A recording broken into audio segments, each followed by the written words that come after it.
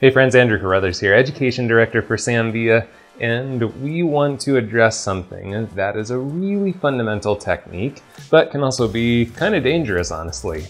And no one wants to be walking around the salon with a bunch of band-aids all over their fingers. So we want to share with you how to point cut and the practices that you can do to really get comfortable with it in a way that you're not going to be beating up on your fingers and you're going to have more control over the technique to get the best results from every haircut.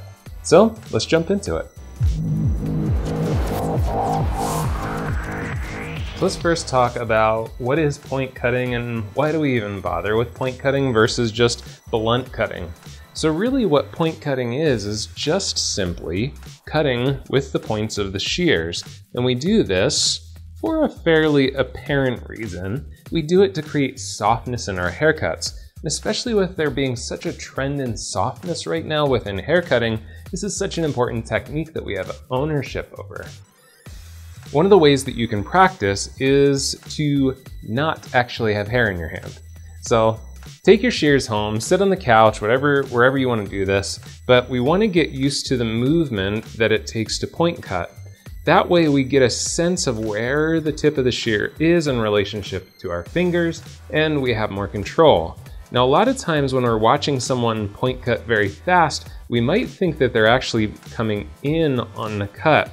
The secret to not cutting yourself is to train yourself to actually pull away as you cut.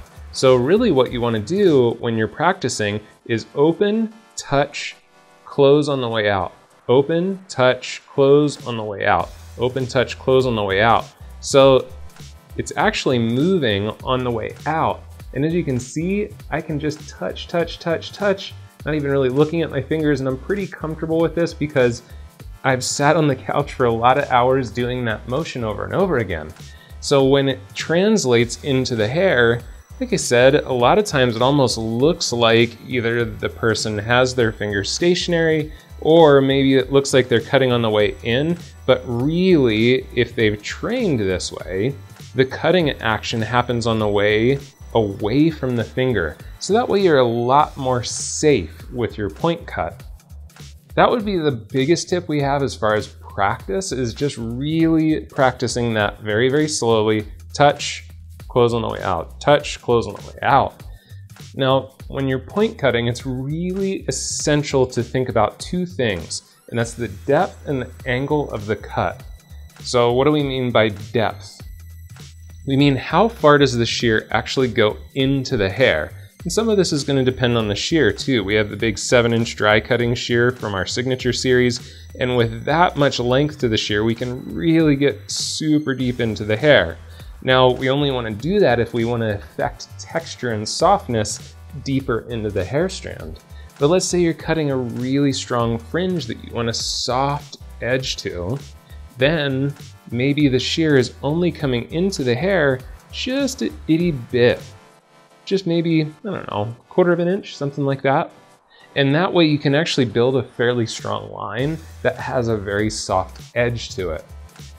The second thing we said is angle of approach. And our friend Jesse Linares, our team member Jesse Linares, also has a video on this that talks about it more from a slicing and slide cutting type of a technique, but this is the exact same thing for point cutting.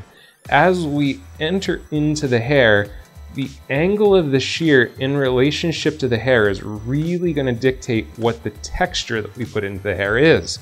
So the more parallel that we are with the hair, we're cutting less hair, and the peaks and valleys are very, very thin, or very wispy. So you can imagine that this is going to produce a very soft, light, more wispy type of result. If we want that texture to become much more visually impactful, then we have to change the angle of the shear. So instead of being very parallel with the hair, then we would enter in at a more diagonal. So the shear comes from parallel to more diagonal, and as you can see, as that cuts then, it's going to create more deep peaks and valleys that have a more dramatic texture to it. We call this notching, and the reason we call it that is because it creates more of a notched feel to the hair. The texture is much more visual than just a really soft point cut like we demonstrated before. So 3 things here. Number 1, practice the technique of touch and then pull away from your fingers, so that way you're not bleeding all the time and running away from your client to go find a Band-Aid. It's kind of embarrassing and obnoxious. Number 2, think about how deeply you want to enter into the hair. And remember, if you want to get deeper into the hair, you might have to have a shear with a little longer surface area to it. So the deeper we go, of course, the deeper into the hair strand we're going to affect. The more shallow we go, the more the texture and the softness is going to be focused on the tips of the hair. Then number 3 is think about the angle of approach. So if you're very parallel to the hair strand, that's going to yield a very soft, very light, very loose type of texture. The more diagonal that we go, the more that you're going to create that more notched or peak and valley sort of texture. And one little thing before I let you guys go, if you do enter in more on a diagonal, be cautious that you don't go so diagonal that you start to create these more flat chunks, because that's where it shifts gears and it goes from creating texture or softness into almost a blunt, chunky sort of line. And a lot of times that's the stuff you're trying to blend out of your haircut.